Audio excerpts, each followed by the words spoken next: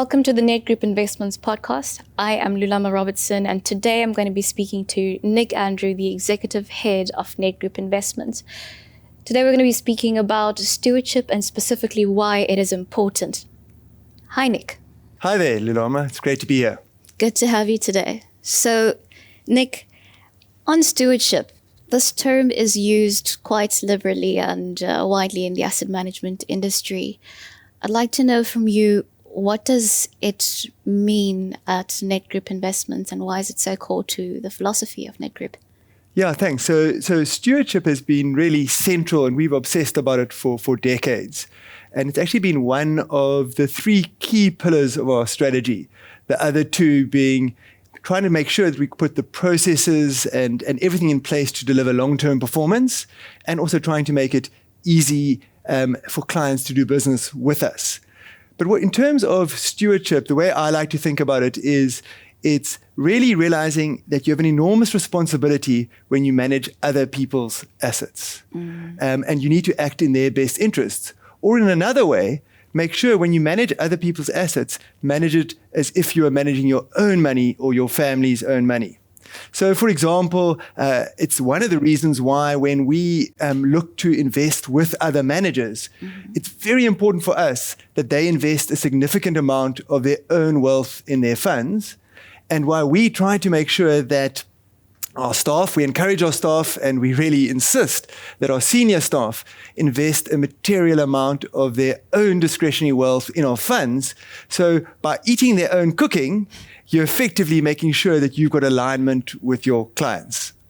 But the other aspects of stewardship that I think are also important. So for example, and I'll mention a few of them, is in the product development process, making sure that you're responsible and don't launch fad funds.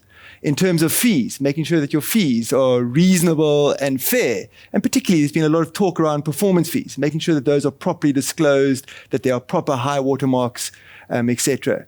In terms of how one communicates timelessly and clearly with clients, particularly when funds might be underperforming.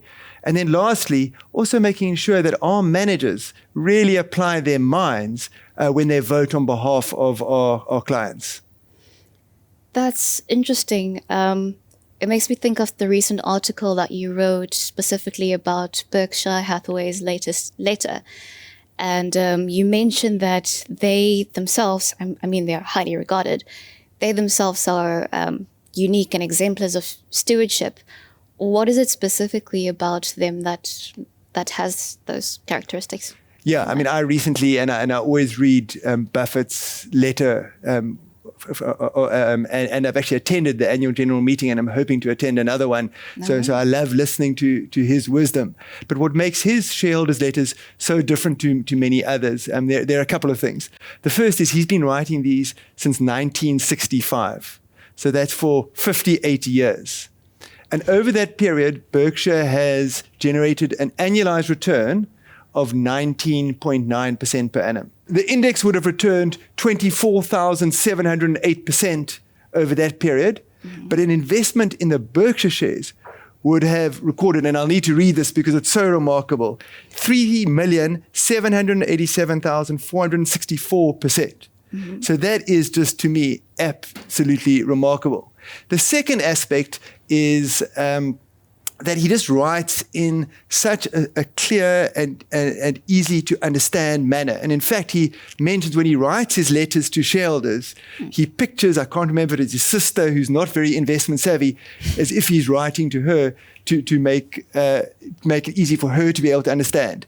And I really think that's a very good reminder to those of us that are responsible for managing people's money, whose money we manage and how best to communicate with them, and a really, really good example. Yeah, I'd agree. From reading those letters, I always appreciate how detailed and transparent they are. You get a clear picture of the performance and also just the state of affairs at Berkshire Hathaway. He never left wondering. What I also like is that he admits his mistakes and he owns them really well, him and Charlie Munger. So that's really refreshing, and I think it's a rare characteristic. Wouldn't you agree? Yeah. I mean, that's absolutely. When you read them, the first thing you just think, wow, this is, first of all, easy to understand. And then they're being really open and transparent. And actually, they often spend as much time or more time talking about their mistakes, maybe investment opportunities that they missed or things that they invested in that didn't go well. And what that does over the years, and when you've done it many times, is you build an enormous amount of trust. And in fact, I think trust is a key competitive advantage of Berkshire. And an example of how that effectively manifests itself is that many of the best businesses, often owned by founders who are now looking to exit, or perhaps really great businesses that need more capital to expand, they go to Berkshire and actually ask to partner with them, as opposed to Berkshire having to go and find them and try and bid for investments. Also, what one's seen is many of these really big deals, and they've done a number of enormous, really successful deals, are done on a handshake without the corporate financiers, without the lawyers. And on top of this, once they've bought the subsidiaries, they often give them large amounts of autonomy, the management team. And as a consequence, for such a big organization, they've got absolutely tiny overhead costs. And again, I think that's an example of really just having an environment and a culture of a huge amount of trust. Yeah, actually, I can imagine. He does mention how they're quite hands-off, and it says a lot about the quality of the relationship that they have with the companies. It does, yeah. Yeah. And can you talk me through an example of where you've experienced this as an executive at Nedgroup Investments? So I think an example where we try to take that sort of partnership and long-term approach is the way that we appoint our independent best-of-breed managers. So we spend an enormous amount of time doing upfront due diligence to try to identify managers who we think have got a particular area of edge and a skill set that we think is sustainable going into the future. But once we've selected them, we very much see the relationship as a long-term partnership and don't chop or change specifically for things like short-term underperformance. We might change if there's a structural reason in why we selected the manager, but we don't chop and change. And as a consequence of that, if you look over the long term, there have been a few consequences. The first is overall the range has delivered really, really well for clients. The second is that many of our relationships with our managers aren't years long, they're decades long.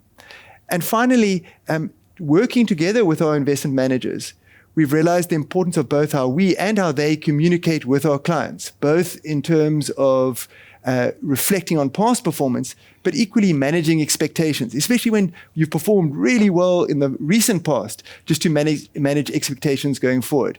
And we certainly haven't got all of that right, but it's something that we work on to get better and better. So would you say the trust is essentially what gets Nedgroup through tough times with the managers that are appointed? I think it's absolutely. I think it's, first of all, as I said, doing that real due diligence up front so that you have conviction and that you understand the philosophy and the style. Also, I guess, a real recognition just generally in asset management that there will always be periods of short-term underperformance and the biggest risk is chopping and changing. But then equally, absolutely, that honest communication with clients builds up trust, and over the time, that trust becomes better and better, and hopefully you end up with better client outcomes. Yeah, hopefully. So I just want to go back to the Berkshire Hathaway letter. One of the other key themes that came out there was education. Or do you say that this is something that resonates with you in the Nedgroup Investments context? Yeah, I mean, I'm absolutely passionate about education because in the end, what really determines the success of any asset manager and Nedgroup Investments is that the end investor has a good outcome. And that end outcome is really the product of two different aspects. The one aspect is how do our funds perform? And the second aspect is in terms of how does the client behave? So when they come in or out of the funds.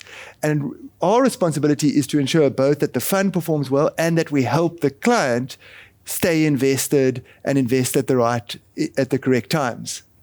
And a lot of that is around communication and education. So we invest significant amounts. We create things like this podcast.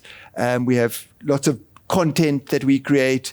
We have tools both for advisors and for clients that allow them to try to understand their behavior and allow people and investors to avoid some of the common mistakes, because it's those common mistakes that really do destroy value over time. And I mean, Buffett is, to me, the ultimate teacher, because when you read his letter, and this year is another good example, he often takes really complex, difficult topics where there's a lot of emotion involved, and he manages to distill them to get to a real point of clarity. And I often say, he's the ultimate person who is the child who calls the emperor naked, because he just says it how it is. He cuts through all the nonsense. And often he calls out some of the very bad practices that happen in the broader business and investment industry, often, unfortunately, linked to incorrect incentives.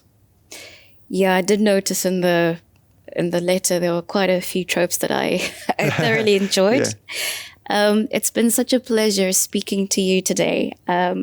This article mentioned also some references to Charlie Munger, his lifetime, say, friend and business partner. And there were some pretty good quotes. So which one was your favorite from those ones? Okay, well, I'm gonna have to get my notes so that I can read that quote. But they've been, it's another example of a long-term partnership. I think they've been partners since 1978.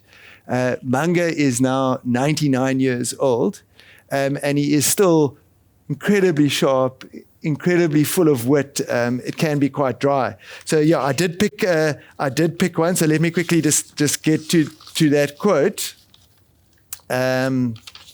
If I can find it. So my favorite quote is, "The world is full of foolish gamblers, and they will not do as well as the patient investor. Patience can be learned. Having a long attention span and the ability to concentrate on one thing for a long time is a huge advantage." And I'm actually going to take a bit of liberty, because there's a second one I really love, and that is, you have to keep learning if you want to be a great investor. When the world changes, you must change. And I'm not sure, do you have a favorite one? Yeah, I do, but first I want to say the world is changing really fast, so... Best we keep learning. Yeah, definitely. I'd say my favorite one, in light of our discussion today, is early on, write your obituary and then behave accordingly. It's a brilliant one. Thanks, Nic. Well, it's been such a pleasure having you today. I've enjoyed chatting. Thanks, Lulama. Nedgroup Collective Investments is an authorized collective investments scheme manager in terms of the Collective Investments Schemes Control Act. Nedgroup Investments does not provide advice on financial products and will only give you factual information. For further details on our funds and to view our terms and conditions, please visit nedgroupinvestments.co.za. Nedgroup Investments, see money differently.